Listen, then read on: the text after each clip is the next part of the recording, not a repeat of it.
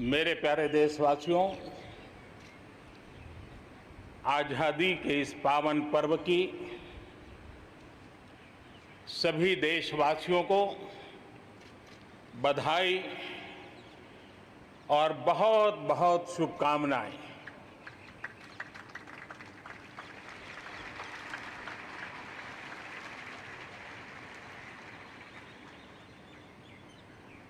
आज जो हम स्वतंत्र भारत में सांस ले रहे हैं, उसके पीछे मां भारती के लाखों बेटे बेटियों, उनका त्याग, उनका बलिदान और मां भारती को आजाद कराने के संकल्प के प्रति उनका समर्पण आज ऐसे सभी हमारे स्वातंत्र सेनानियों का, आजादी के वीरों का, नर बांकुरों का, वीर शहीदों का नमन करने का ये पर्व है। हमारे फौज के जाबाज जवान, हमारे अर्धसैनिक बल, हमारे पुलिस के जवान, सुरक्षा बल से जुड़े हुए हर कोई मां भारती के रक्षा में जुटे रहते हैं, सामान्य मानवीय की सुरक्षा में जुटे रहते हैं। आज उन सबको भी हृदयपूर्वक, आदरपूर्वक स्मरण करने का, उनके महान त्याग तपस्या को नमन करने का पर्व है। एक नाम और, श्री अरविंद घोष क्रांति दूत से लेकर आध्यात्म की यात्रा, आज उनके संकल्प, उनका जन्म जयंती है। हमें उनके संकल्पों को, हमारे संकल्पों को पूर्ण करने के उनकी तरफ से आशीर्वाद बने रहे। हम एक विशिष्ट परिस्थिति से गुजर रहे हैं। आज छोटे छोटे बालक मेरे सामने नजर नहीं आ रहे। भारत का उज्जवल भविष्य क्यों? कोरोना ने सबको रोका हुआ है। इस कोरोना के कालखंड में लक्षावधि कोरोना वॉरियर्स, चाहे डॉक्टर हो, नर्सिस हो, सफाई कर्मी हो, एम्बुलेंस चलाने वाले लोग हो, किस किस के नाम गिनाऊंगा। उन लोगों ने इतने लंबे समय तक जिस प्रकार से सेवा परमो धर्मः इस मंत्र को जी करके दिखाया है, पूर्ण समर्पण भाव से मां भारती के लालों की सेवा की है, ऐसे सभी कोरोना वॉरियर्स को भी मैं आज नमन करता हूं। इस कोरोना के कालखंड में अनेक हमारे भाई बहन इस कोरोना के संकट में प्रभावित हुए हैं। कई परिवार प्रभावित हुए हैं। कईयों ने अपनी जान भी गंवाई है। मैं ऐसे सभी परिवारों के प्रति अपनी संवेदनशीलता प्रकट करता हूं और इस कोरोना के खिलाफ मुझे विश्वास है 130 करोड़ देशवासियों की अदम्य इच्छा शक्ति, संकल्प शक्ति हमें उसमें भी विजय दिलाएगी और हम विजयी होके रहेंगे। मुझे विश्वास है कि पिछले दिनों भी हम एक प्रकार से अनेक संकटों से गुजर रहे। बाढ़ का प्रकोप, खास करके नॉर्थ ईस्ट, पूर्वी भारत, दक्षिण भारत, पश्चिमी भारत के कुछ इलाके, कहीं लैंडस्लाइड, अनेक दिक्कतों का सामना लोगों को करना पड़ा है। अनेक लोगों ने अपनी जान गंवाई है। मैं उन परिवारों के प्रति भी मेरी संवेदना व्यक्त करता हूं और राज्य सरकारों के साथ कंधे से कंधा मिलाकर के ऐसी संकट की घड़ी में हमेशा देश एक बन करके, चाहे केंद्र सरकार हो, राज्य सरकार हो, हम मिल करके तत्काल जितनी भी मदद पहुंचाने का प्रयास कर सकते हैं, सफलतापूर्वक कर रहे हैं। मेरे प्यारे देशवासियों, आजादी का पर्व हमारे लिए, ये स्वतंत्रता का पर्व आजादी के वीरों को याद कर करके नए संकल्पों की ऊर्जा का एक अवसर होता है। एक प्रकार से हमारे लिए ये नई प्रेरणा लेकर के आता है, नया उमंग, नया उत्साह लेकर के आता है। और इस बार तो हमारे लिए संकल्प करना बहुत आवश्यक भी है और बहुत शुभ अवसर भी है, क्योंकि अगला जब हम आजादी का पर्व मनाएंगे तब हम 75 वर्ष में प्रवेश करेंगे। ये अपने आप में एक बहुत बड़ा अवसर है और इसलिए आज आने वाले 2 साल के लिए बहुत बड़े संकल्प लेकर के हमें चलना है। 130 करोड़ देशवासियों को चलना है। आजादी के 75 वर्ष में जब प्रवेश करेंगे और आजादी के 75 वर्ष जब पूर्ण होंगे, हम हमारे संकल्पों की पूर्ति का एक महापर्व के रूप में उसको भी मनाएंगे। मेरे प्यारे देशवासियों, हमारे पूर्वजों ने अखंड एक निष्ठ तपस्या करके त्याग और बलिदान की उच्च भावनाओं को प्रस्तावित करते हुए हमें जिस प्रकार से आजादी दिलाई है, उन्होंने न्यौछावर कर दिया है। लेकिन हम ये बात न भूलें कि गुलामी के इतने लंबे कालखंड में कोई भी पल ऐसा नहीं था, कोई भी क्षेत्र ऐसा नहीं था कि जब आजादी की ललक न उठी हो, आजादी की इच्छा को लेकर के किसी ने प्रयास न किया हो, जंग न किया हो, त्याग न किया हो और एक प्रकार से जवानी जेलों में खपा दी, जीवन के सारे सपनों को फांसी के फंदों को चूम करके आहूत कर दिया। ऐसे वीरों को नमन करते हुए और फिर एक तरफ सशस्त्र क्रांति का दौर, दूसरी तरफ जन आंदोलन का दौर, पूज्य बापू के नेतृत्व में राष्ट्र जागरण के साथ जन आंदोलन की एक धारा ने आजादी के आंदोलन को एक नई ऊर्जा दी और हम आजादी के पर्व को आज मना पा रहे हैं। इस आजादी के जंग में भारत की आत्मा को कुचलने के भी निरंतर प्रयास हुए हैं, अनगिनत प्रयास हुए हैं। भारत को अपनी संस्कृति, परंपरा, रीत रिवाज, इन सब से उखाड़ फेंकने के लिए क्या कुछ नहीं हुआ। वो कालखंड था, सैकड़ों सालों का कालखंड था। शाम दाम दंड भेद सब कुछ अपने चरम पर था और कुछ लोग तो ये मान के चलते थे कि हम तो यावत चंद्र दिवाकरो यहां पर राज करने के लिए आए हैं। लेकिन आजादी की ललक ने उनके सारे मंसूबों को जमींदोस्त कर दिया। उनकी सोच थी कि इतना बड़ा विशाल देश, अनेक राजे रजवाड़े, भांति भांति की बोलियां, पहनवेश, खान पान, अनेक भाषाएं, इतनी विविधताओं के कारण बिखरा हुआ देश कभी एक होकर के आजादी का जंग लड़ नहीं सकता है। लेकिन इस देश की प्राण शक्ति वो पहचान नहीं पाए।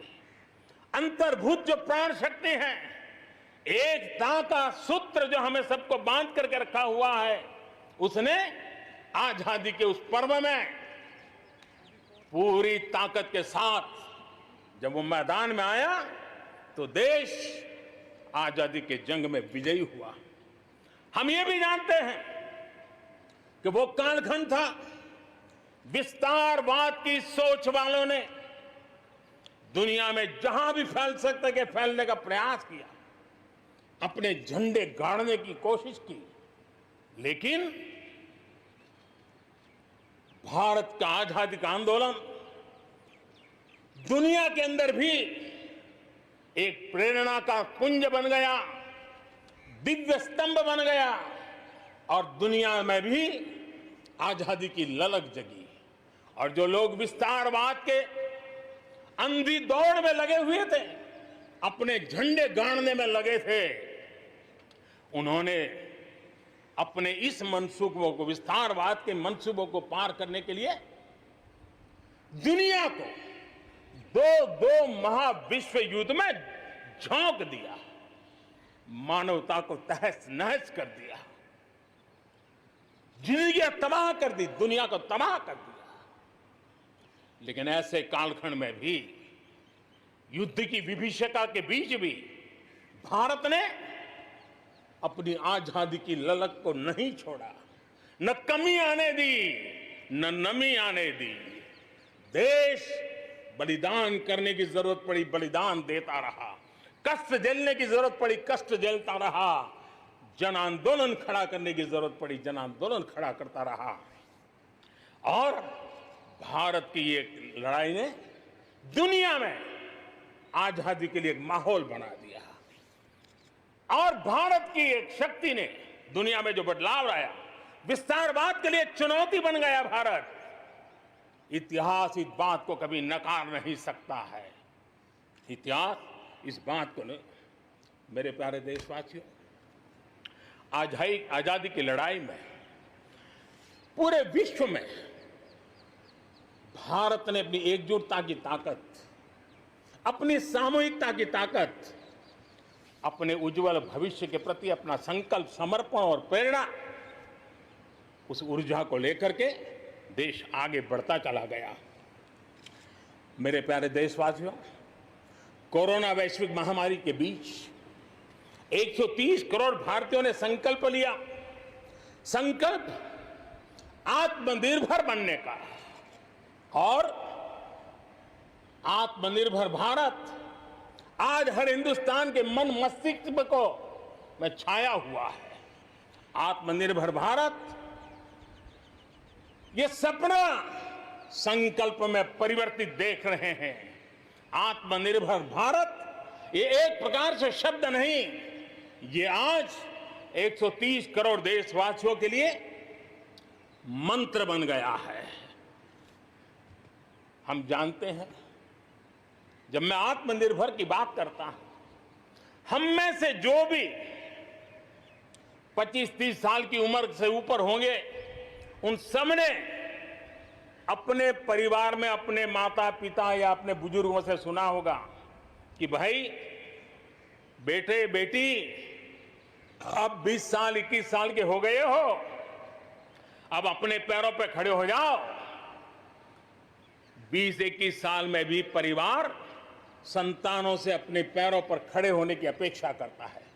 हम तो आजादी के 75 वर्ष के एक कदम दूर है, तब हमारे लिए भी भारत जैसे देश को अपने पैरों पर खड़ा होना अनिवार्य है।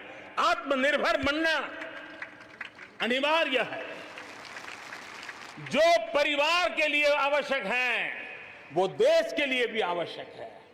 और इसलिए, और मुझे विश्वास है, भारत इस सपने को चरितार्थ करके रहेगा। और उसका कारण मेरे देश के नागरिकों के सामर्थ्य पर मुझे यकीन है। मुझे मेरे देश की प्रतिभा पर गर्व है। मुझे देश के युवाओं में, देश की मातृशक्ति में, हमारी महिलाओं में अप्रतिम सामर्थ्य जो है, उस पर मेरा भरोसा है। मेरा हिंदुस्तान की सोच, हिंदुस्तान का अप्रोच, इस पर विश्वास है। और इतिहास गवाह है कि भारत एक बार ठान लेता है तो भारत करके रहता है। और इसी के कारण जब हम आत्मनिर्भर की बात करते हैं तो दुनिया को भी उत्सुकता भी है, भारत से अपेक्षा भी है।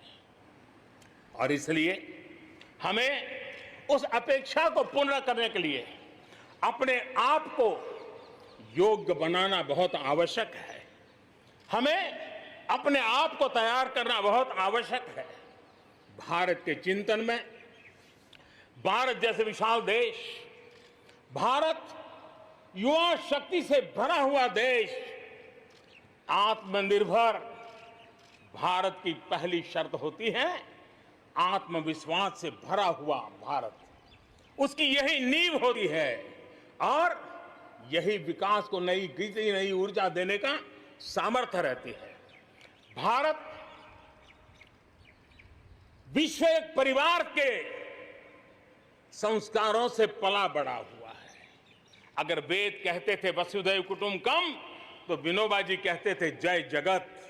और इसलिए हमारे लिए विश्व एक परिवार है और इसलिए आर्थिक विकास भी हो, लेकिन साथ साथ मानव और मानवता का भी केंद्र स्थान होना चाहिए, इसका महत्व होना चाहिए। उसी को लेकर के हम चलते हैं।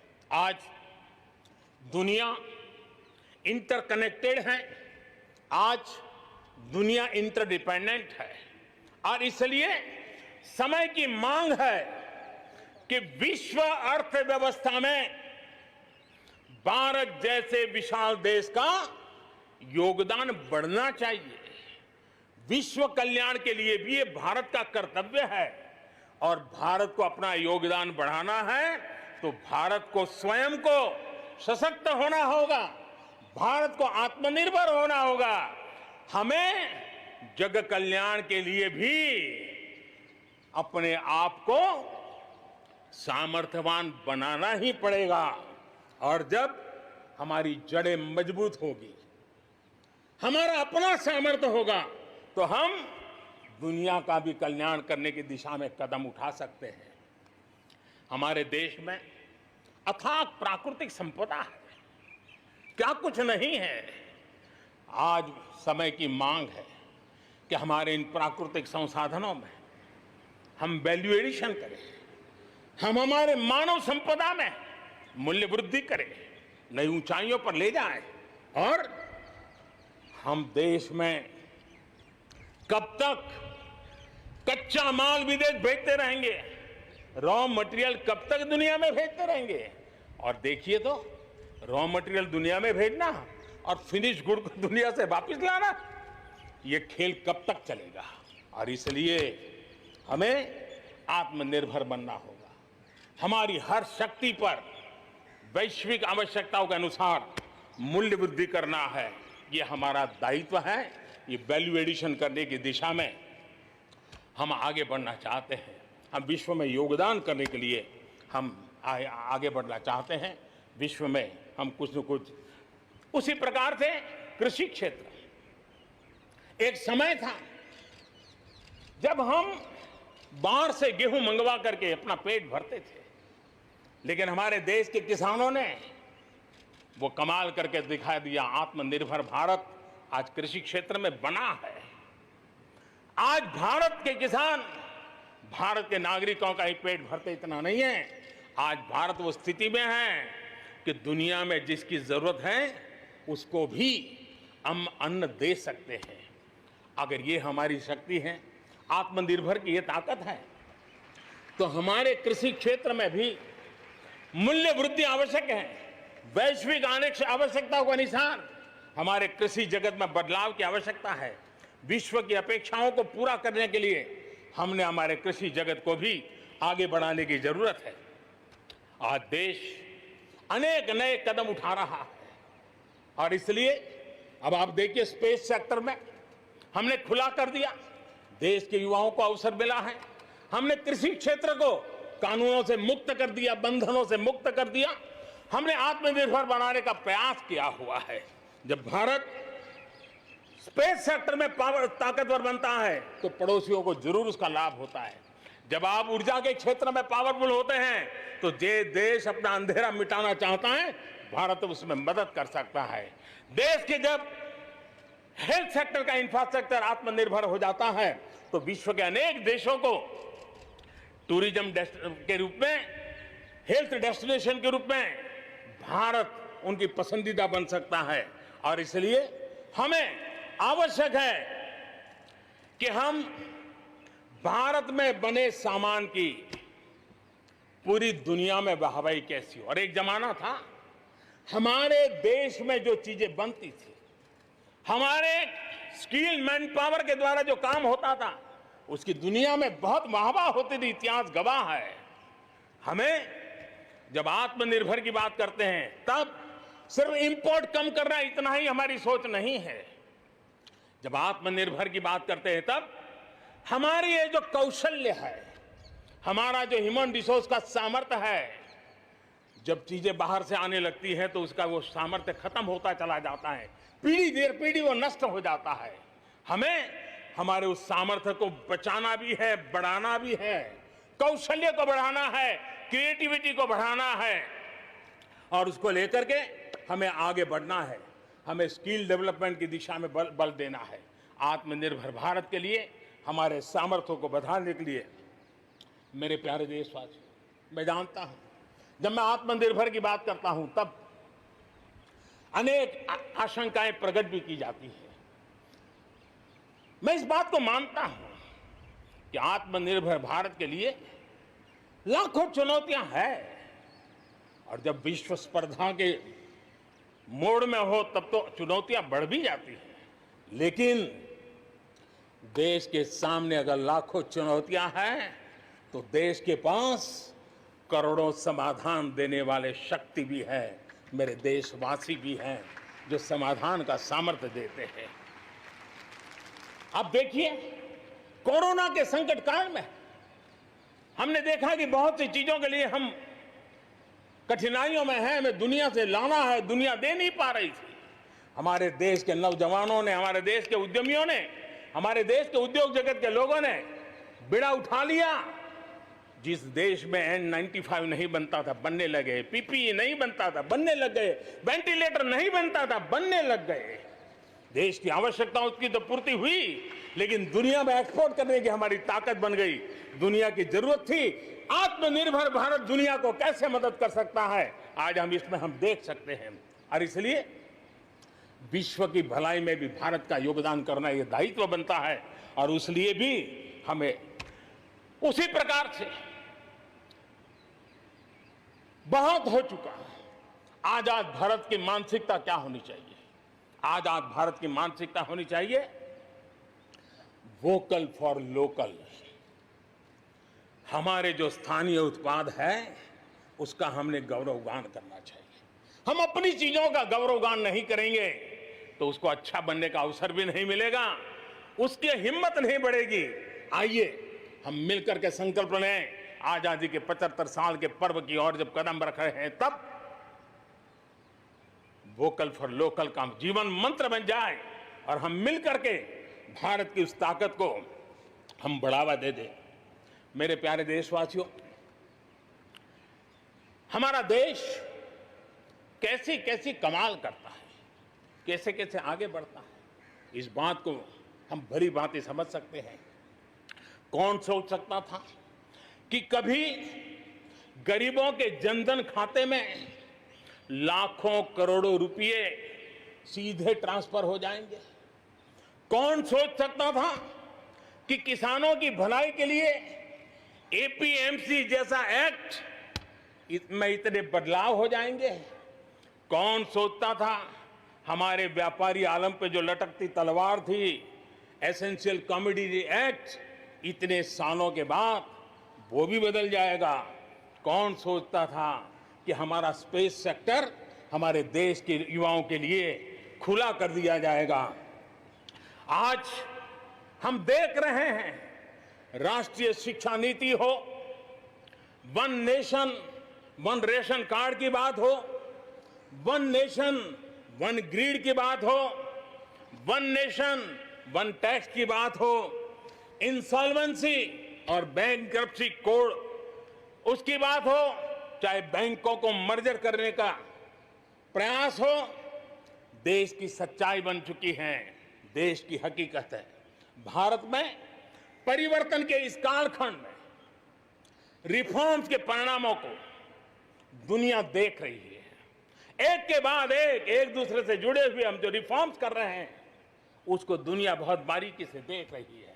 और उसी का कारण है बीते वर्ष भारत में एफडीआई में अब तक के सारे रिकॉर्ड तोड़ दिए। फॉरेन डायरेक्ट इन्वेस्टमेंट अब तक के सारे रिकॉर्ड तोड़ दिए। बीते वर्ष भारत में एफडीआई में 18% की वृद्धि हुई है, बढ़ोतरी हुई है। और इसलिए कोरोना काल में भी दुनिया की बड़ी बड़ी कंपनियां भारत की ओर रुख ले रही हैं। ये विश्वास ऐसे ही पैदा नहीं हुआ है, ऐसे ही दुनिया मोहित नहीं हुई है। इसके लिए भारत ने अपनी नीतियों पर, भारत ने अपने लोकतंत्र पर, भारत ने अपनी अर्थव्यवस्था की बुनियाद की मजबूती पर जो काम किए हैं उसने ये विश्वास जगाया है। दुनिया भर के अनेक बिजनेस भारत को सप्लाई चेन के केंद्र के रूप में आज देख रहे हैं। अब हमें मेक इन इंडिया के साथ साथ मेक फॉर वर्ल्ड ये मंत्र को लेकर के भी हमें आगे बढ़ना है। 130 करोड़ देशवासियों का सामर्थ्य, जब एक ही समय में, जरा याद कीजिए पिछले कुछ दिन, और 130 करोड़ देशवासियों के सामर्थ्य के लिए गर्व कीजिए। कोरोना के इस महाकालखंड में एक तरफ चक्रवात, पूरब में भी चक्रवात, पश्चिम में भी चक्रवात, बिजली गिरने से अनेक लोगों की मौत की खबरें, कहीं पर बार बार भूस्खलन की घटनाएं, छोटे मोटे भूकंप के झटके इतना कम था तो हमारे किसानों के लिए टिड्डी दल की आपत्तियां आई। न जाने एक साथ एक के बाद एक मुसीबतों का अंबार लग गया। लेकिन उसके बावजूद भी देश जरा भी अपना विश्वास नहीं खोया। देश आत्मविश्वास के साथ आगे बढ़ता जाया गया। देशवासियों के जीवन को, देश की अर्थव्यवस्था को कोरोना के प्रभाव से जल्दी बाहर निकालना आज हमारी प्राथमिकता है। इसमें अहम भूमिका रहेगी नेशनल इंफ्रास्ट्रक्चर पाइपलाइन प्रोजेक्ट की। इस पर 110 लाख करोड़ उससे भी ज्यादा खर्च किए जाएंगे। इसके लिए अलग अलग सेक्टर्स में लगभग 7,000 प्रोजेक्ट्स की पहचान कर ली गई है। इससे देश के ओवरऑल इंफ्रास्ट्रक्चर डेवलपमेंट को एक नई दिशा भी मिलेगी, एक नई गति भी मिलेगी। और इससे हमेशा ये कहा जाता है, ऐसे संकट की घड़ी में जितना ज्यादा इंफ्रास्ट्रक्चर को बल दिया जाए ताकि आर्थिक गतिविधि बढ़ती है, लोगों को रोजगार मिलता है, काम मिलता है, उसके जुड़े हुए कई काम एक साथ चल जाते हैं। छोटे बड़े उद्योग, किसान, हर मध्यम वर्ग को इसका बहुत लाभ होता है। और आज मैं एक बात स्मरण करना चाहता हूं, जब अटल बिहारी वाजपेयी हमारे देश के प्रधानमंत्री थे, तब उन्होंने स्वर्णिम चतुर्भुज की एक बहुत बड़ी दूरगामी असर पैदा करने वाली योजना को प्रारंभ किया था और देश के रोड नेटवर्क के इंफ्रास्ट्रक्चर को नेक्स्ट जनरेशन पर ले गए थे। आज भी वो स्वर्णिम चतुर्भुज की तरफ देश बड़े गर्व से देख रहा है। हाँ, हमारा हिंदुस्तान बदल रहा है, देख रहा है। मेरे प्यारे देशवासियों, अटल जी ने अपने समय में एक काम किया, लेकिन अब हमें उसे आगे ले जाना है, हमें नई ओर ले जाना है। और अब हम साइलोज में नहीं चल सकते। हम इंफ्रास्ट्रक्चर को, रोड का रोड वाला काम करेगा, रेल का रेल में चला जाएगा, न रेल का रोड से संबंध, न रोड का रेल से संबंध, न एयरपोर्ट का पोर्ट से संबंध, न पोर्ट का एयरपोर्ट से संबंध, न रेलवे स्टेशन का बस से संबंध, बस स्टेशन से संबंध, न बस स्टेशन का रेलवे। ऐसी स्थिति नहीं चले। अब हमें सारा इंफ्रास्ट्रक्चर एक कॉम्प्रिहेंसिव हो, इंटीग्रेटेड हो, एक दूसरे के पूरक हो। रेल से रोड पूरक हो, रोड से सी पोर्ट पूरक हो, सी पोर्ट से पोर्ट पूरक हो। ये हमें एक नए सदी के लिए हमें मल्टी मॉडल कनेक्टिविटी इंफ्रास्ट्रक्चर इसको जोड़ने के लिए हम अब आगे बढ़ रहे हैं और ये एक नया आयाम होगा। बहुत बड़ा सपना लेकर के इस पर काम शुरू किया है और मुझे विश्वास है ये साइलोस को खत्म करके हमारे इस सारी व्यवस्था को एक नई ताकत देंगे। इसके साथ साथ हमारे समुद्री तट, विश्व व्यापार में समुद्री तटों का अपना बहुत महत्व होता है। जब हम पोर्ट लेड डेवलपमेंट को लेकर के चले हैं तब हम आने वाले दिनों में समुद्री तट के पूरे हिस्से में 4 लेन रोड बनाने की दिशा में एक आधुनिक इंफ्रास्ट्रक्चर के लिए हम काम करेंगे। मेरे प्यारे देशवासियों, हमारे यहां शास्त्रों में एक बहुत बड़ी बात और बड़ी महत्वपूर्ण बात कही गई है। हमारे यहां शास्त्रों में कहा गया है, सामर्थ्य मूलम स्वातंत्रम, सामर्थ्य मूलम स्वातंत्रम, श्रम मूलम च वैभवम, श्रम मूलम च वैभवम। यानी किसी समाज की, किसी भी राष्ट्र की आजादी का स्रोत उसका सामर्थ्य होता है और उसके वैभव, उन्नति, प्रगति का स्रोत उसकी श्रम शक्ति है। और इसलिए सामान्य नागरिक, शहर हो या गांव, उसकी मेहनत का कोई मुकाबला नहीं है। मेहनत का समाज को जब सुविधाएं मिलती है, जीवन का संघर्ष, रोजमर्रा की मुसीबतें कम होती है, तो उसकी ऊर्जा, उसकी शक्ति बहुत खिल उठती है, बड़े कमाल करके देती है। बीते 6 वर्षों में देश के मेहनतकश नागरिकों का जीवन बेहतर बनाने के लिए अनेक विविध कामों का सिलसिला चलाया गया है, अनेक अभियान चलाए गए हैं।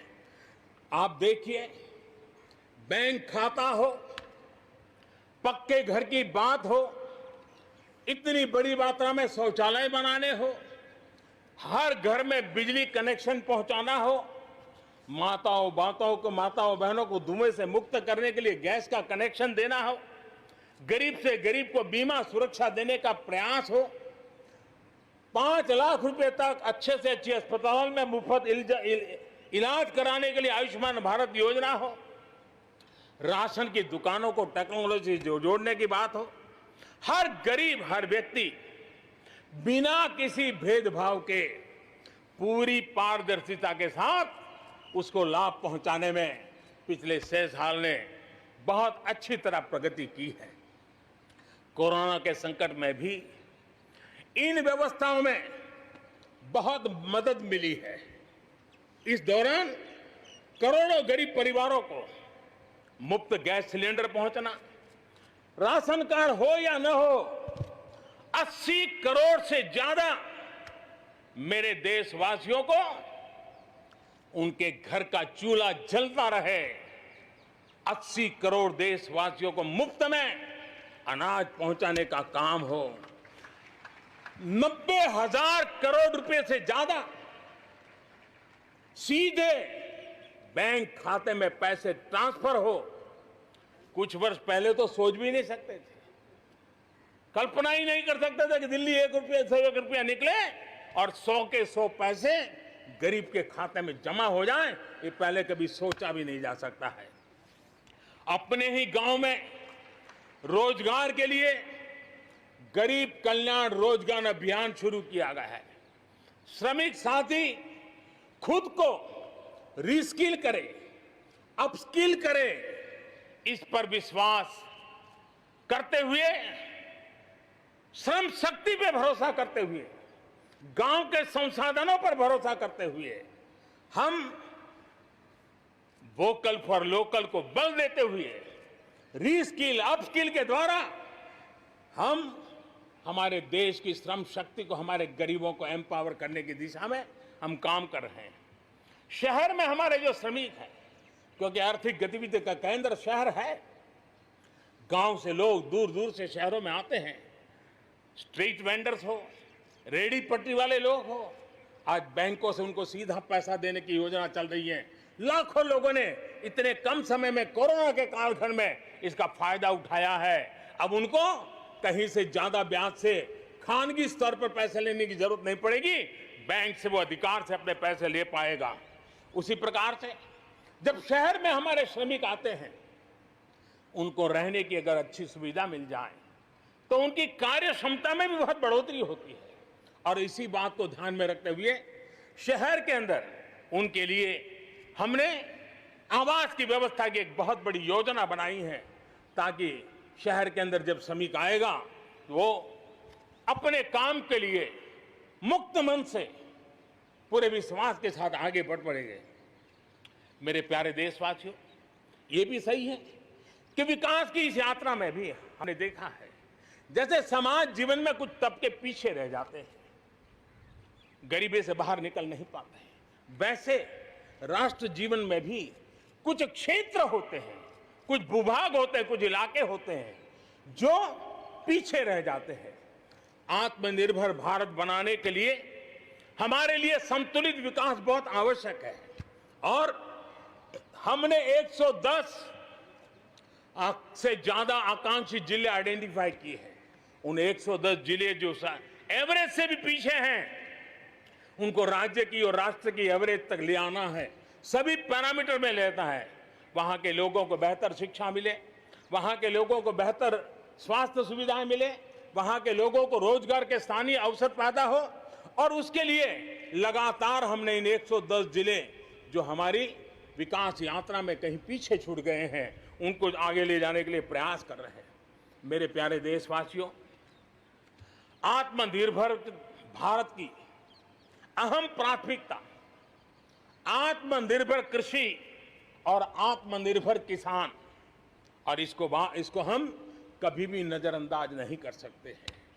किसान को पिछले दिनों हमने देखा है, एक के बाद एक रिफॉर्म आजादी के इतने सालों के बाद किए गए हैं। किसान को तमाम बंधनों से मुक्त करना हो, वो काम हमने कर दिया है। आप सोच नहीं सकते होंगे, हमारे देश में आप अगर साबुन बनाते हैं, हिंदुस्तान के कोने में जाके साबुन बेच सकते हैं। आप अगर कपड़ा बनाते हैं, हिंदुस्तान के किसी कोने में जाके कपड़ा बेच सकते हैं।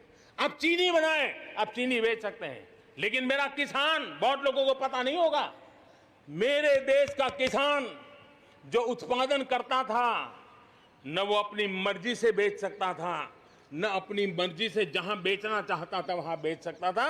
उसके लिए जो दायरा तय किया था वहीं बेचना पड़ता था। उस सारे बंधनों को हमने खत्म कर दिया है।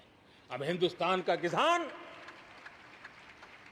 उस आजादी की सांस को ले पाएगा, ताकि वो हिंदुस्तान के किसी में भी, दुनिया के किसी भी कोने में अपना माल बेचना चाहता है, वो अपने टर्म्स पर बेच पाएगा। इस बात को हमने किसान की आय को बढ़ाने के लिए अनेक वैकल्पिक चीजों को भी बल दिया है। उसके किसानी में इनपुट कॉस्ट कैसे कम हो, सोलार पंप, उसको डीजल पंप से मुक्ति कैसे दिला दे, अन्नदाता ऊर्जादाता कैसे बने, मधुमक्खी पालन हो, फिशरीज हो, पोल्ट्री हो, ऐसे अनेक चीजें उसके साथ जुड़ जाएं, ताकि उसकी आय दोगुना हो जाए। उस दिशा में हम लगातार काम कर रहे हैं। आज समय की मांग है, हमारा कृषि क्षेत्र आधुनिक बने, मूल्य वृद्धि हो, वैल्यू एडिशन हो, फूड प्रोसेसिंग हो, पैकेजिंग की व्यवस्था हो, उसको संभालने की व्यवस्था हो, और इसलिए अच्छे इंफ्रास्ट्रक्चर की जरूरत है।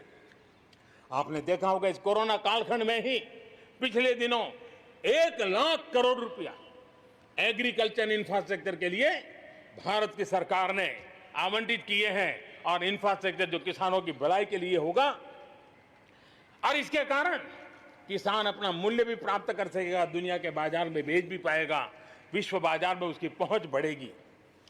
आज हमने ग्रामीण उद्योगों को मजबूत करने की जरूरत है।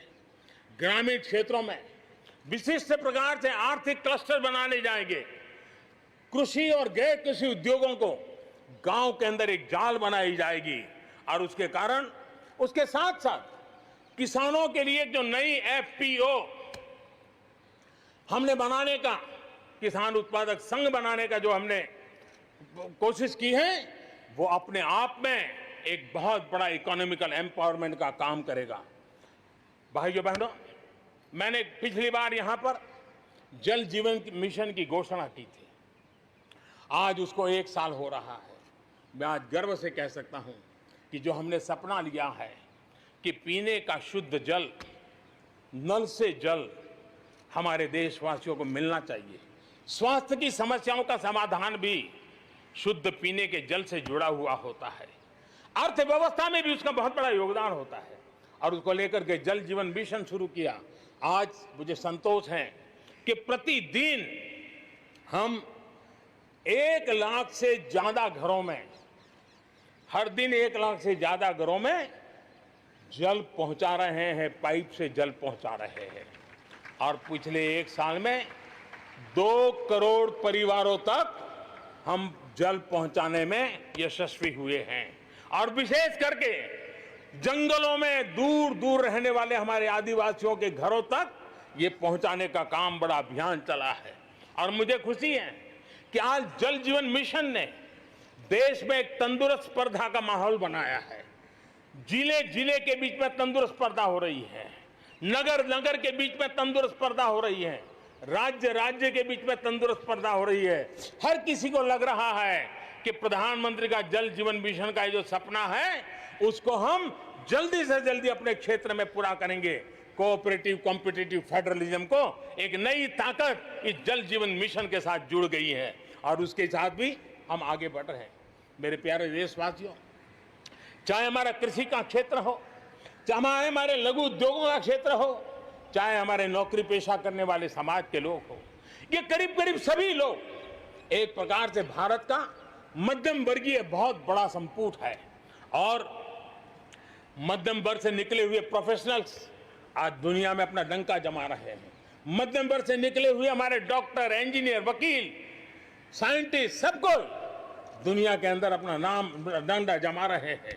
और इसलिए ये बात तय है कि मध्यम वर्ग को जितने अवसर मिलते हैं वो अनेक गुना ताकत के साथ उभर करके आते हैं। और इसलिए मध्यम वर्ग को सरकारी दखलंदाजी से मुक्ति चाहिए। मध्यम वर्ग को अनेक विध नए अवसर चाहिए, उसको खुला मैदान होना चाहिए। और हमारी सरकार लगातार मध्यम वर्ग के इन सपनों को पूरा करने के लिए काम कर रही है। मध्यम वर्ग मिरेकल करने की ताकत रखता है। ईज ऑफ लिविंग, इसका सबसे बड़ा लाभ किसी को होना है तो मेरे मध्यम वर्गीय परिवारों को होना है।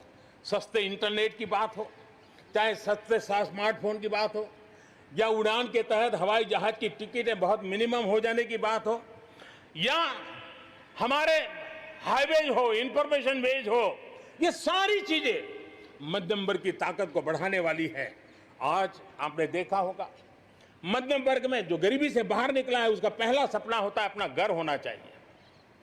वो एक बराबरी की जिंदगी जाना चाहता है। देश में बहुत बड़ा काम हमने ईएमआई के क्षेत्र में किया और उसके कारण होम लोन सस्ते हुए।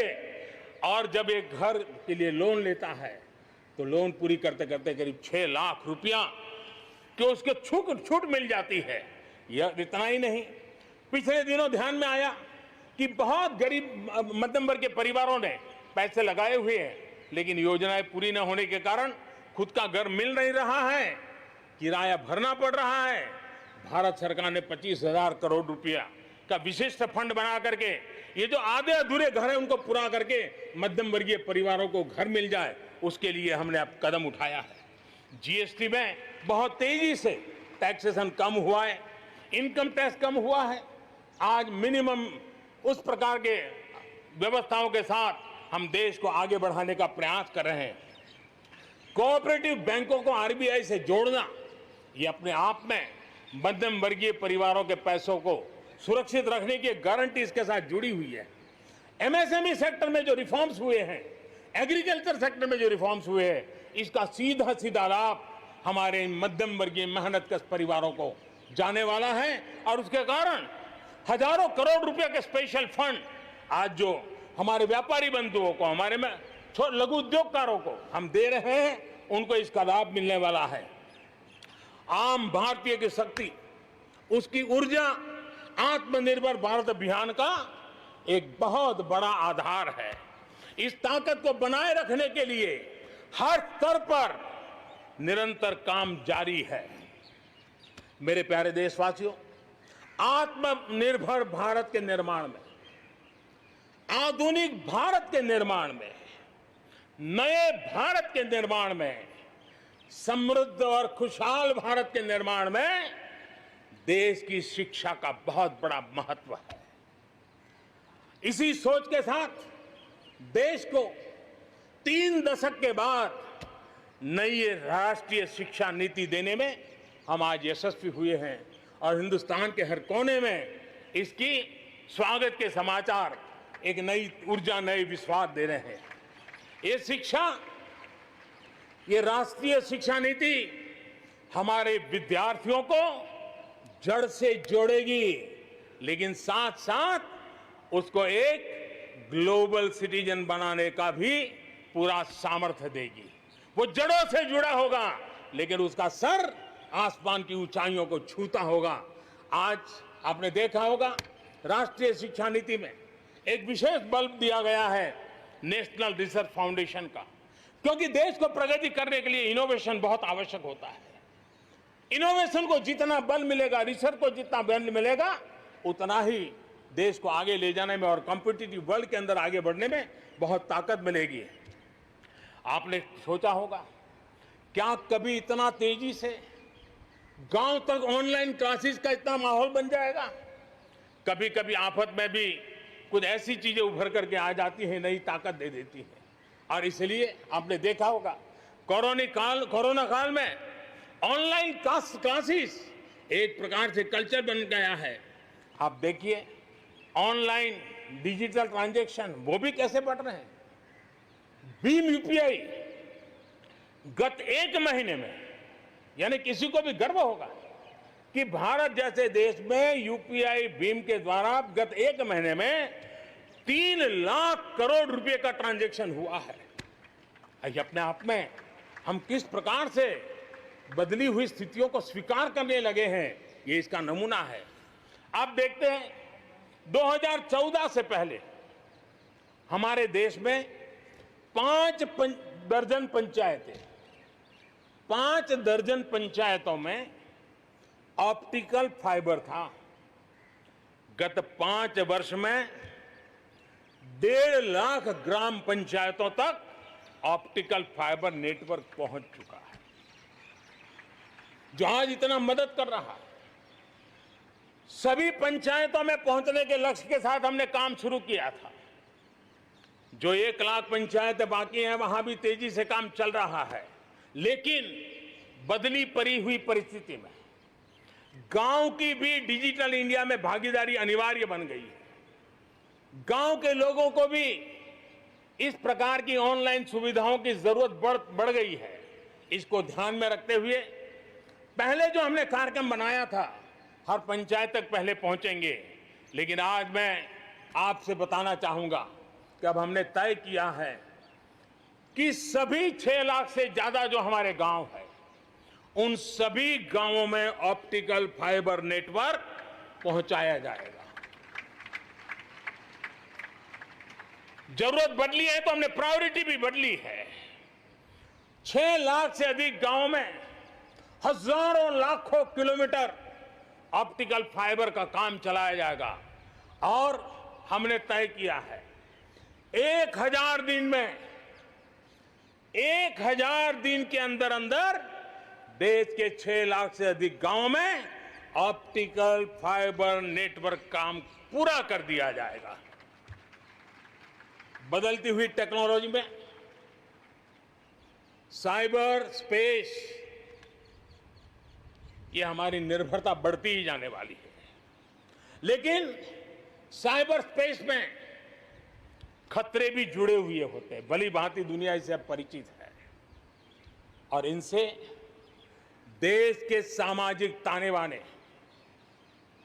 हमारी अर्थव्यवस्था और हमारे देश के विकास पर भी खतरे पैदा करने का ये आसान मार्ग बन सकता है।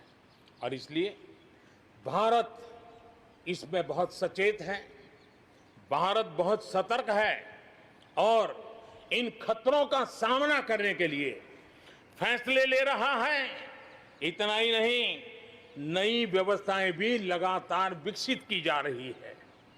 बहुत ही अल्प समय में नई साइबर सुरक्षा रणनीति, इसका एक पूरा खाका देश के सामने आएगा। आने वाले समय में सब इकाइयों को जोड़ करके हम इस साइबर सिक्योरिटी के अंदर सबको एक साथ चलना पड़ेगा। उसके लिए आगे बढ़ने की रणनीति बनाएंगे। मेरे प्यारे देशवासियों, भारत में महिला शक्ति को जब जब भी अवसर मिले उन्होंने देश का नाम रोशन किया, देश को मजबूती दी है। महिलाओं को स्वरोजगार और रोजगार के समान अवसर देने के लिए आज देश प्रतिबद्ध है। आज भारत में महिलाएं अंडरग्राउंड कोयले की खदान में काम कर रही हैं, तो आज मेरे देश की बेटियां फाइटर प्लेन भी उड़ा करके आसमान की बुलंदियों को चूम रही है। आज भारत दुनिया के उन देशों में है जहां नौसेना और वायुसेना में महिलाओं को कॉम्बैट रोल में शामिल किया जा रहा है। गर्भवती महिलाओं को सैलरी के साथ 6 महीने की छुट्टी देने का फैसले की बात हो, हमारे देश की महिलाएं जो 3 तलाक के कारण पीड़ित रहती थी, वैसी हमारी मुस्लिम बहनों को मुक्ति दिलाने, आजादी दिलाने का काम हो, महिलाओं के आर्थिक सशक्तिकरण की बात हो। 40 करोड़ जो जनधन खाते खोले गए हैं, उसमें 22 करोड़ खाते हमारी बहनों के हैं। कोरोना काल में करीब 30,000 करोड़ रुपए इन बहनों के खाते में जमा कर दिए गए हैं। मुद्रा लोन 25 करोड़ के करीब मुद्रा लोन दिए गए, उसमें 70% मुद्रा लोन लेने वाली हमारी माताएं बहनें हैं। प्रधानमंत्री आवास योजना के तहत जो खुद का घर मिल रहा है, उसमें अधिकतम रजिस्ट्री भी महिलाओं के नाम हो रही है। मेरे प्यारे देशवासियों, गरीब बहन बेटियों की बेहतर स्वास्थ्य की भी चिंता यह सरकार लगातार कर रही है। हमने जन औषधि केंद्र के अंदर 1 रुपये में सैनिटरी पैड पहुंचाने के लिए एक बहुत बड़ा काम किया। 6,000 जन औषधि केंद्रों में पिछले कुछ थोड़े से समय में ही करीब 5 करोड़ से ज्यादा सैनिटरी पैड हमारी इन गरीब महिलाओं तक पहुंच चुके हैं। बेटियों में कुपोषण खत्म हो, उनकी शादी की सही आयु क्या हो, इसके लिए हमने कमेटियां बना की रचना की है।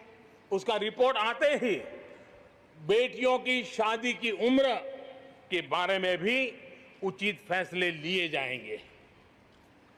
मेरे प्यारे देशवासियों, इस कोरोना के सेक्टर में कालखंड में हेल्थ सेक्टर की तरफ ध्यान जाना बहुत स्वाभाविक है, और इसलिए आत्मनिर्भर की सबसे बड़ी सीख हमें हेल्थ सेक्टर ने इस संकट के काल में सिखा दी है, और उस लक्ष्य में प्राप्त करने के लिए हमें आगे भी बढ़ना है। अब देखिए, कोरोना के समय, उसके पूर्व हमारे देश में सिर्फ एक लैब थी टेस्टिंग के लिए। आज 1400 लैब्स का नेटवर्क है, हिंदुस्तान के हर कोने में फैला हुआ है।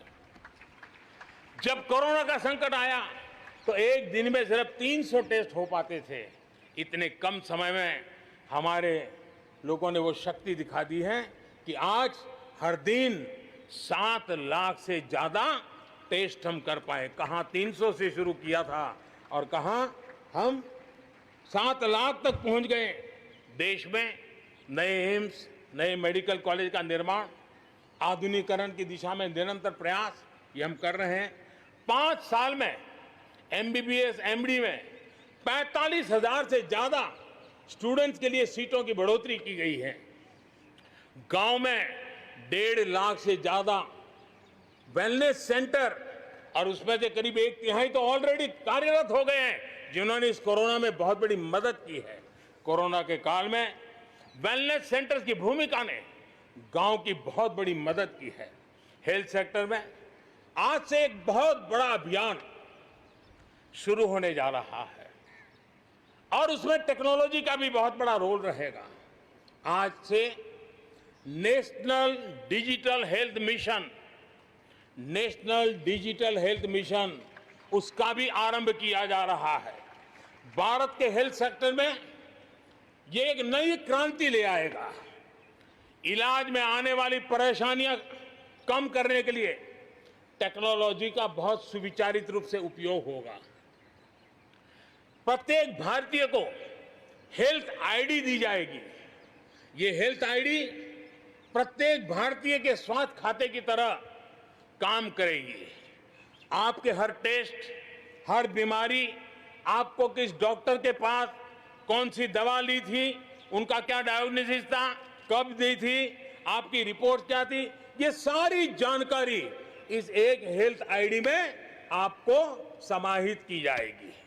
डॉक्टर से अपॉइंटमेंट हो, पैसा जमा करना हो, अस्पताल में पर्ची बनवाने की भागदौड़ हो, तमाम दिक्कतें नेशनल डिजिटल हेल्थ मिशन के माध्यम से अनेक मुसीबतों से मुक्ति मिलेगी और उत्तम स्वास्थ्य के लिए हमारा कोई भी नागरिक सही फैसले कर पाएगा।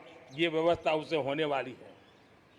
मेरे प्यारे देशवासियों, जब भी अब कोरोना की बात आती है तो एक बात स्वाभाविक है, हर किसी के मन में सवाल है, कोरोना की वैक्सीन कब तैयार होगी?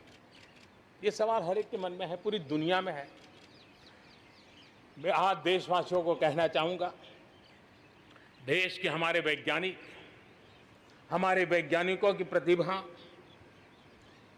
एक ऋषि मुनि की तरह लेबोरेटरी में जी जान से जुटे हुए हैं, अखंड एक निष्ठ तपस्या कर रहे हैं, बड़ी कड़ी मेहनत कर रहे हैं और भारत में एक नहीं, दो नहीं, तीन वैक्सीन उसके टेस्टिंग के अलग अलग चरण में है। वैज्ञानिकों से जब हरी झंडी मिल जाएगी, बड़े पैमाने पर प्रोडक्शन होगा और उसकी तैयारियां भी पूरी तरह रेडी हैं और तेजी से प्रोडक्शन के साथ वैक्सीन हर भारतीय तक कम से कम समय में कैसे पहुंचे, उसका खाका भी तैयार है, उसका रूपरेखा भी तैयार है। मेरे प्यारे देशवासियों, हमारे देश में अलग अलग जगहों पर विकास की तस्वीर अलग अलग है। कुछ क्षेत्र बहुत आगे हैं, कुछ क्षेत्र बहुत पीछे हैं। ये असंतुलन आत्मनिर्भर भारत के सामने एक महत्वपूर्ण चुनौती मैं मान सकता हूं और इसलिए जैसा मैंने प्रारंभ में कहा, 110 आकांक्षी जिलों पर हम बल दे रहे हैं, उसको विकास की बराबरी लाना चाहते हैं। हम विकास के इकोसिस्टम बनाना, कनेक्टिविटी को सुधारना, ये हमारी प्राथमिकता है। अब आप देखें, हिंदुस्तान का पश्चिमी भाग और हिंदुस्तान को मध्य से देखिए, हिंदुस्तान का पूर्वी भाग, पूर्वी उत्तर प्रदेश हो, बिहार हो, बंगाल हो, नॉर्थ ही हो, उड़ीसा हो, ये सारे हमारे क्षेत्र अपार संपदा है, प्राकृतिक संपदा के भंडार है। यहाँ के लोग सामर्थ्यवान है, शक्तिवान है, प्रतिभावान है, लेकिन अवसरों के अभाव में ये क्षेत्र हमारे असंतुलन रहा है और इसलिए हमने अनेक नए कदम उठाए। ईस्टर्न डेडिकेटेड फ्रेट कॉरिडोर हो, पूर्व में गैस पाइपलाइन से जोड़ने की बात हो, नए रोड रेल का इंफ्रास्ट्रक्चर खड़ा करना हो, वहां नए पोर्ट बनाने हो, यानी एक प्रकार से पूरा डेवलपमेंट के लिए जो इंफ्रास्ट्रक्चर का खाका होना चाहिए, बड़ा होलिस्टिक तरीके से विकसित हम कर रहे हैं ताकि हमारे क्षेत्र भी विकास की दिशा में। उसी प्रकार से लेह लद्दाख, करगिल, जम्मू कश्मीर, एक क्षेत्र एक प्रकार से इस क्षेत्र को 1 वर्ष पूर्व 370 से आजादी मिल चुकी है, 1 साल पूरा हो चुका है। ये 1 साल जम्मू कश्मीर के एक नई विकास यात्रा का बड़ा महत्वपूर्ण पड़ाव है। ये 1 साल वहां महिलाओं को, दलितों को मूलभूत अधिकारों को दिल देने वाला कालखंड रहा है। ये हमारे शरणार्थियों को गरिमापूर्ण जीवन का भी एक साल रहा है। विकास का लाभ गांव और गरीब तक पहुंचाने के लिए बैक टू विलेजेस जैसे विशेष अभियान चलाए जा रहे हैं। आयुष्मान योजना को बेहतरीन तरीके से आज जम्मू कश्मीर लद्दाख के क्षेत्र में उपयोग किया जा रहा है। मेरे प्यारे देशवासियों, लोकतंत्र की मजबूती, लोकतंत्र की सच्ची ताकत हमारी चुनी हुई स्थानीय इकाइयों में है। हम सभी के लिए गर्व की बात है कि जम्मू कश्मीर में स्थानीय इकाइयों के जनप्रतिनिधि सक्रियता और संवेदनशीलता के साथ विकास के नए युग को आगे बढ़ा रहे हैं। मैं उनके वहीं के सभी पंच सरपंचों को हृदय से बहुत बहुत बधाई देता हूं विकास यात्रा में उनकी सक्रिय भागीदारी के लिए। जम्मू कश्मीर में डिलिमिटेशन की प्रक्रिया चल रही है। सुप्रीम कोर्ट के निवृत्त न्यायमूर्ति के नेतृत्व में डिलिमिटेशन का काम चल रहा है और जल्दी से डिलिमिटेशन का काम पूरा होते ही भविष्य में वहां चुनाव हो, जम्मू कश्मीर के एमएलए हो, जम्मू कश्मीर के मंत्रीगण हो, जम्मू कश्मीर के मुख्यमंत्रीगण हो, नई ऊर्जा के साथ विकास के मार्ग पर आगे बढ़े। इसके लिए देश प्रतिबद्ध भी है और प्रयासरत भी है। लद्दाख को केंद्र शासित प्रदेश बना करके बरसों पुरानी जो उनकी मांग थी, उनकी आकांक्षा थी, उस आकांक्षा को हमने पूर्ण करने का, उनको सम्मानित करने का एक बहुत बड़ा काम किया है। हिमालय की ऊंचाइयों में बसा लद्दाख विकास के नए शिखर की ओर आगे बढ़ रहा है। अब सेंट्रल यूनिवर्सिटी वहां पर बन रही है, नए रिसर्च सेंटर बन रहे हैं, होटल मैनेजमेंट के कोर्सेज वहां चल रहे हैं। बिजली के लिए 7,500 मेगावाट के सोलर पार्क के निर्माण की योजना बन रही है। लेकिन मेरे प्यारे देशवासियों, लद्दाख की कई विशेषता है। उन विशेषताओं को हमें संभालना भी है, संवारना भी है। और जैसे सिक्किम ने, हमारे नॉर्थ ईस्ट में सिक्किम ने अपनी एक ऑर्गेनिक स्टेट की पहचान बनाई है, वैसे ही लद्दाख, लेह, करगिल, ये पूरा क्षेत्र हमारे देश के लिए कार्बन न्यूट्रल इकाई के रूप में उसकी पहचान बना सकता है। और इसके लिए भारत सरकार वहां के नागरिकों के साथ मिलकर के एक नमूना रूप, प्रेरणा रूप कार्बन न्यूट्रल और वो भी विकास का मॉडल, वहां की आवश्यकताओं की पूर्ति वाला मॉडल, उस दिशा में हम आगे बढ़ रहे हैं। मेरे प्यारे देशवासियों, भारत ने दिखाया है कि पर्यावरण के साथ संतुलन रखते हुए भी तेज विकास संभव है। आज भारत वन वर्ल्ड, वन सन, वन ग्रिड के विजन के साथ पूरी दुनिया में को खास करके सूर्य ऊर्जा के क्षेत्र में प्रेरित कर रहा है। रिन्यूएबल एनर्जी के उत्पादन के मामले में आज भारत दुनिया के 5 टॉप देशों में अपनी जगह बना चुका है। प्रदूषण के समाधान को लेकर भारत सजग भी है और भारत सक्रिय भी है। स्वच्छ भारत अभियान हो, धुआं मुक्त रसोई गैस की व्यवस्था हो, एलईडी बल्ब का अभियान हो, सीएनजी आधारित ट्रांसपोर्टेशन की व्यवस्था हो, इलेक्ट्रिक मोबिलिटी के लिए प्रयास हो, हम कोई कसर नहीं छोड़ रहे हैं। पेट्रोल से प्रदूषण को कम करने के लिए इथेनॉल उत्पादन, उसको बढ़ाने पर और उसके इस्तेमाल पर बल दिया जा रहा है। 5 साल पहले हमारे देश के अंदर इथेनॉल की क्या स्थिति थी? 5 साल पहले हमारे देश में 40 करोड़ लीटर उत्पादन होता था। आज 5 साल में 5 गुना हो गया और आज 200 करोड़ लीटर इथेनॉल हमारे देश में बन रहा है, जो पर्यावरण के लिए बहुत उपयोगी हो रहा है। मेरे प्यारे देशवासियों, देश के 100 शहरों में, चुने हुए 100 शहरों में प्रदूषण कम करने के लिए हम एक होलिस्टिक अप्रोच के साथ, एक इंटीग्रेटेड अप्रोच के साथ, एक जन भागीदारी के साथ आधुनिक टेक्नोलॉजी का उपयोग भरपूर करते हुए हम उसे प्रदूषण कम करने की दिशा में एक मिशन मोड में काम करने वाले हैं।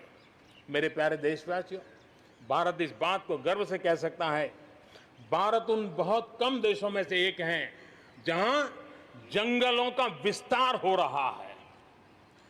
अपनी बायोडायवर्सिटी के संरक्षण और संवर्धन के लिए भारत पूरी तरह संवेदनशील है।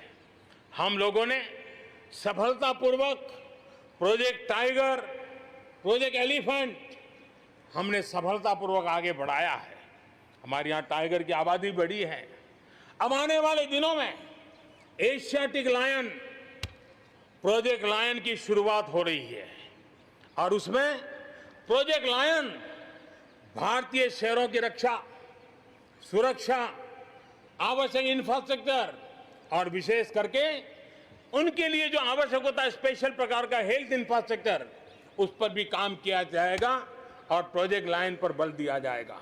साथ ही एक और काम को भी हम बढ़ावा देना चाहते हैं और वो है प्रोजेक्ट डॉल्फिन चलाया जाएगा। नदियों में, समंदर में रहने वाली दोनों तरह की डॉल्फिन्स पर हम फोकस करेंगे। इससे बायोडायवर्सिटी को भी बल मिलेगा और रोजगार के अवसर भी मिलेंगे। ये टूरिज्म के आकर्षण का भी केंद्र होता है, तो इस दिशा में भी हम आगे बढ़ने वाले हैं। मेरे प्यारे देशवासियों, जब हम एक असाधारण लक्ष्य को लेकर के असाधारण यात्रा पर निकलते हैं तो रास्ते में चुनौतियों की भरमार होती है और चुनौतियां भी असामान्य होती है। इतनी आपदाओं के बीच ही सीमा पर भी देश के सामर्थ्य को चुनौती देने के दुष्प्रयास हुए हैं, लेकिन एलओसी से लेकर एलएसी तक देश की संप्रभुता पर जिस किसी ने आंख उठाई, देश की सेना ने, हमारे वीर जवानों ने उसका उसी की भाषा में जवाब दिया है।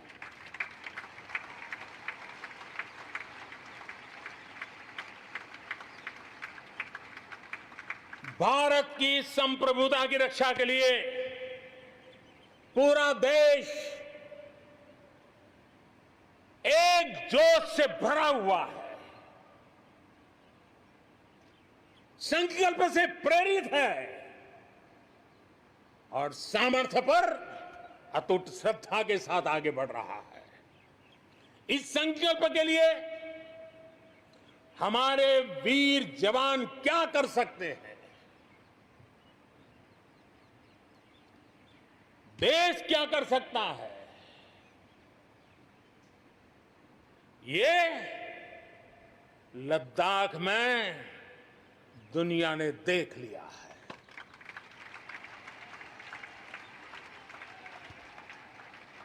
मैं आज मातृभूमि पर न्योछावर उन सभी वीर जवानों को लाल किले की प्राचीर से आदरपूर्वक नमन करता हूं।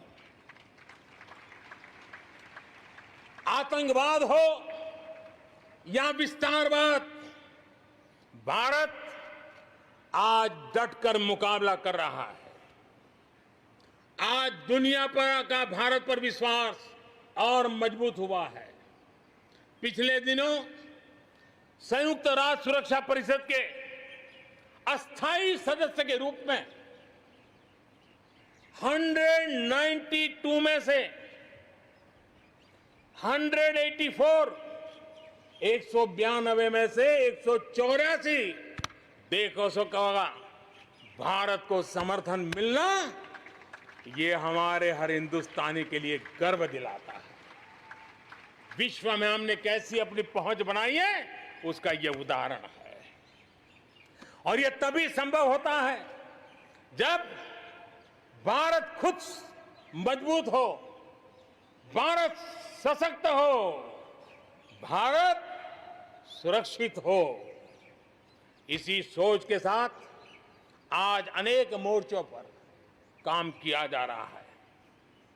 मेरे प्यारे देशवासियों, हमारे पड़ोसी देशों के साथ, चाहे वो हमसे जमीन से जुड़े हो या समंदर से, अपने संबंधों का हम सुरक्षा, विकास और विश्वास की साझेदारी के साथ जोड़ रहे हैं। भारत का लगातार प्रयास है कि अपने पड़ोसी देशों के साथ हम अपने सदियों पुराने सांस्कृतिक, आर्थिक और सामाजिक रिश्तों को और गहराई दें। दक्षिण एशिया में दुनिया की 1/4 जनसंख्या रहती है। हम सहयोग और सहभागिता से इतनी बड़ी जनसंख्या के विकास और समृद्धि की अनगिनत संभावनाएं पैदा कर सकते हैं। इस क्षेत्र के देशों के सभी नेताओं की इस विशाल जनसमूह के विकास और प्रगति के लिए बहुत बड़ी जिम्मेदारी है, एक अहम जिम्मेदारी है। उसे निभाने के लिए दक्षिण एशिया के इन सभी क्षेत्र के सभी लोगों को, राजनेताओं को, शासकों को, बुद्धिजीवियों को भी मैं आह्वान करता हूं, इस पूरे क्षेत्र में जितनी शांति होगी, जितना सौहार्द होगा, उतनी ही ये मानवता के काम आएगी, मानवता के हित में होगा। पूरी दुनिया का हित इसमें समाहित है।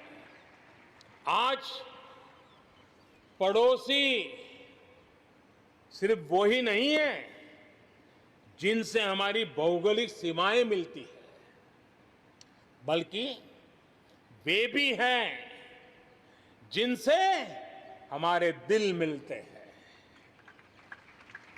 जहां रिश्तों में समरसता होती है, मेलजोल रहता है। मुझे खुशी है कि बीते कुछ समय में भारत ने एक्सटेंडेड नेबरहुड के सभी देशों के साथ अपने संबंधों को और मजबूत किया है। पश्चिम एशिया के देशों से हमारे राजनीतिक, आर्थिक और मानवीय संबंधों की प्रगति में कई गुना तेजी आई है। विश्वास अनेक गुना बढ़ गया है। इन देशों के साथ हमारे आर्थिक संबंध, खासकर ऊर्जा क्षेत्र में भागीदारी बहुत महत्वपूर्ण है। इनसे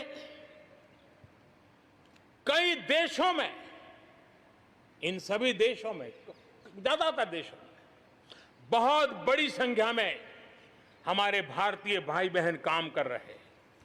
जिस प्रकार इन देशों ने कोरोना के संकट के समय भारतीयों की मदद की, भारत सरकार के अनुरोध का सम्मान किया, उसके लिए भारत उन सभी देशों का आभारी है और मैं अपना आभार प्रकट करना चाहता हूं। इस प्रकार हमारे पूर्व के आसियान देश, जो हमारे मैरीटाइम पड़ोसी भी हैं, वो भी हमारे लिए बहुत विशेष महत्व रखते हैं। इनके साथ भारत का हजारों वर्ष पुराना धार्मिक और सांस्कृतिक संबंध है। बौद्ध धर्म की परंपराएं हमें उनसे जोड़ती है। आज भारत इन देशों के साथ सिर्फ सुरक्षा क्षेत्र में नहीं, बल्कि समुद्री संपदा के क्षेत्र में भी सहयोग बढ़ा रहा है। मेरे प्यारे देशवासियों, भारत के जितने प्रयास शांति और सौहार्द के लिए है, उतनी ही प्रतिबद्धता अपनी सुरक्षा और अपनी सेनाओं को सशक्त करने के लिए भी है।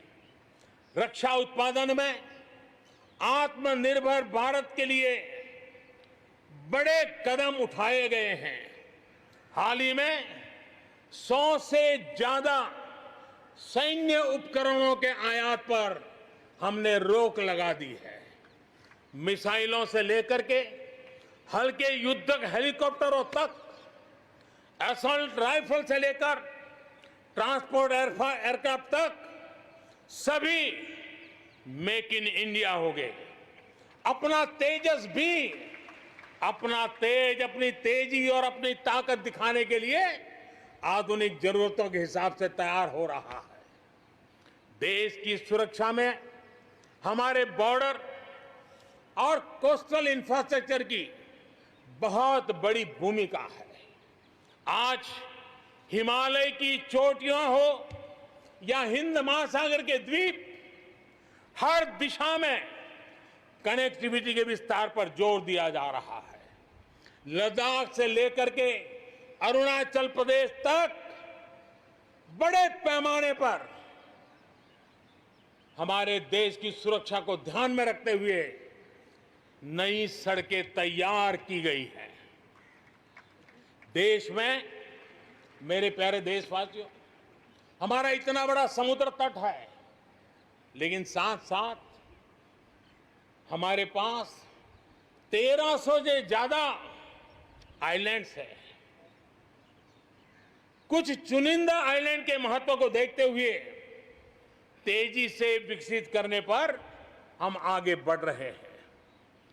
आपने देखा होगा, पिछले सप्ताह 5 दिन पहले अंडमान निकोबार में submarine optical fibre cable project का लोकार्पण हुआ। अंडमान निकोबार को भी चेन्नई और दिल्ली जैसी इंटरनेट सुविधा अब उपलब्ध होगी। अब हम आगे लक्षद्वीप को भी इसी तरह जोड़ने के लिए काम को आगे बढ़ाने वाले हैं। अगले 1000 दिन में लक्षद्वीप को भी तेज इंटरनेट की सुविधा से जोड़ने का हमने लक्ष्य रखा है। बॉर्डर और कोस्टल एरिया के युवाओं के विकास, उसको भी सुरक्षा को केंद्र में रखते हुए विकास के मॉडल की दिशा में हम आगे बढ़ रहे हैं। और उसमें एक बड़ा अभियान हम शुरू कर रहे हैं। हमारे जो बॉर्डर इलाके हैं, हमारे जो कोस्टल इलाके हैं, वहां के करीब 173 डिस्ट्रिक्ट हैं जो किसी न किसी देश की सीमा या समुद्री तट से जुड़े हुए हैं। आने वाले दिनों में एनसीसी का विस्तार उन बॉर्डर डिस्ट्रिक्ट के नौजवानों के लिए किया जाएगा। बॉर्डर एरिया के कैडेट्स को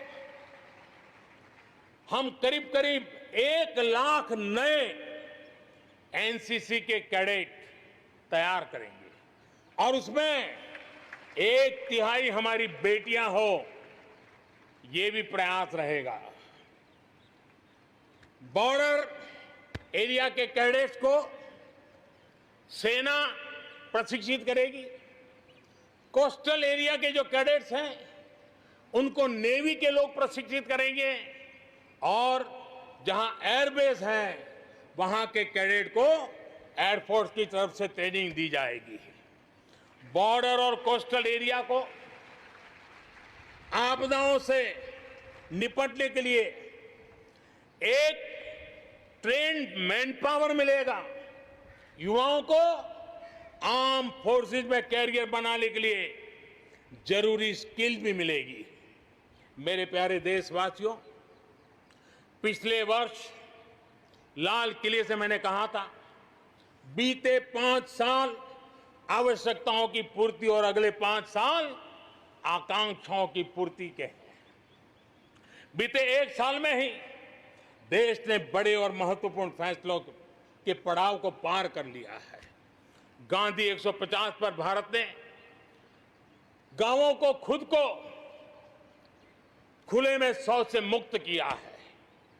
आस्था की वजह से प्रताड़ित शरणार्थियों को नागरिकता देने का कानून, दलितों, पिछड़ों, ओबीसी के लिए, एससी, एसटी, ओबीसी के लिए आरक्षण के अधिकार को बढ़ाने की बात हो, असम और त्रिपुरा में ऐतिहासिक शांति समझौता हो, फौज की सामूहिक शक्ति को और प्रभावी बनाने के लिए चीफ ऑफ डिफेंस स्टाफ की नियुक्ति हो, करतारपुर साहिब कॉरिडोर का रिकॉर्ड समय में निर्माण हो, देश ने इतिहास बनाया, इतिहास बदले देखा, असाधारण काम करके दिखाया।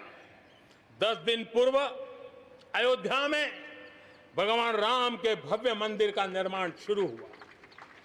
राम जन्मभूमि के सदियों पुराने विषय का शांतिपूर्ण समाधान हो चुका है।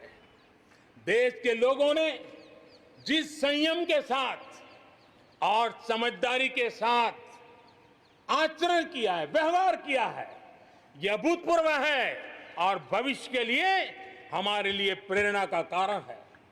शांति, एकता और सद्भावना, यही तो आत्मनिर्भर भारत की ताकत बनने वाली है। यही मेलजोल, यही सद्भाव भारत के उज्जवल भविष्य की गारंटी है। इसी सद्भाव के साथ हमें आगे बढ़ना है।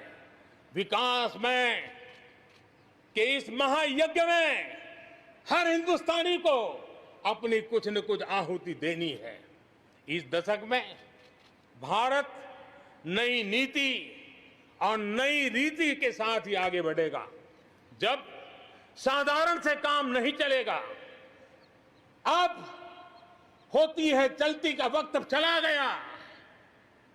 हमें दुनिया में किसी से कम नहीं, हम सबसे ऊपर रहने का प्रयास करेंगे और इसलिए हम सर्वश्रेष्ठ उत्पादन, सर्वश्रेष्ठ ह्यूमन रिसोर्सेज, सर्वश्रेष्ठ गवर्नेंस, हर चीज में सर्वश्रेष्ठ के लक्ष्य को लेकर के आजादी के 75 साल के लिए हमें आगे बढ़ना है। हमारी पॉलिसीज, हमारे प्रोसेस, हमारे प्रोडक्ट्स, सब कुछ उत्तम से उत्तम हो, बेस्ट हो, तभी एक भारत श्रेष्ठ भारत की परिकल्पना साकार होगी। आज हमें फिर से संकल्प लेने की जरूरत है। ये संकल्प आजादी के लिए बलिदान देने वालों के सपनों को पूरा करने का हो। ये संकल्प 130 करोड़ देशवासियों के लिए हो। ये संकल्प हमारी आने वाली पीढ़ियों के लिए हो, उनके उज्जवल भविष्य के लिए हो। ये संकल्प आत्मनिर्भर भारत के लिए हो। हमें शपथ लेनी होगी, हमें प्रतिज्ञा करनी होगी। हम आयात को कम से कम करने की दिशा में योगदान करेंगे। हम अपने लघु उद्योगों को सशक्त करेंगे। हम सब लोकल के लिए वोकल बनेंगे और हम ज्यादा इनोवेट करेंगे। हम एम्पावर करेंगे अपने युवाओं को, महिलाओं को, आदिवासियों को, दिव्यांगों को, दलितों को, गरीबों को, गांव को, पिछड़ों को, हर किसी को। आज भारत ने असाधारण गति से असंभव को संभव किया है। इसी इच्छा शक्ति, इसी लगन, इसी जज्बे के साथ प्रत्येक भारतीय को आगे बढ़ना है। वर्ष 2022 हमारी आजादी के 75 वर्ष का पर्व अब बस आ ही गया है। हम एक कदम दूर है। हमें दिन रात एक कर देना है। 21वीं सदी का ये तीसरा दशक हमारे सपनों को पूरा करने का दशक होना चाहिए। कोरोना बड़ी विपत्ति है, लेकिन इतनी बड़ी नहीं कि आत्मनिर्भर भारत की विजय यात्रा को वो रोक पाए। मैं देख सकता हूं एक नए प्रभात की लालिमा, एक नए आत्मविश्वास का उदय, एक नए आत्मनिर्भर भारत का शंखनाद। एक बार फिर आप सभी को स्वाधीनता दिवस की कोटि कोटि शुभकामनाएं। आइए मेरे साथ दोनों हाथ के ऊपर करके पूरी ताकत से बोलिए, भारत माता की, भारत माता की, भारत माता की, वंदे वंदे वंदे, जय हिंद।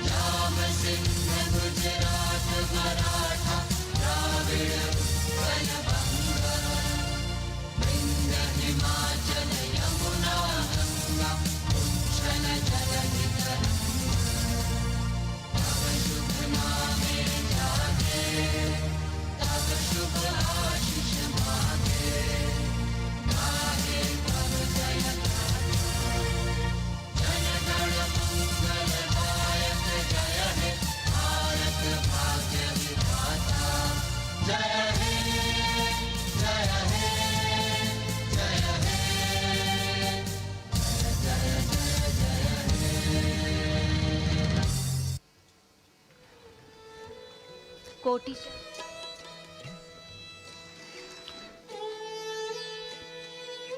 माननीय प्रधानमंत्री महोदय ने 74वें स्वाधीनता दिवस के अवसर पर अपने उद्बोधन में देश के सामने जो प्राथमिकताएं हैं उनका उल्लेख किया और भविष्य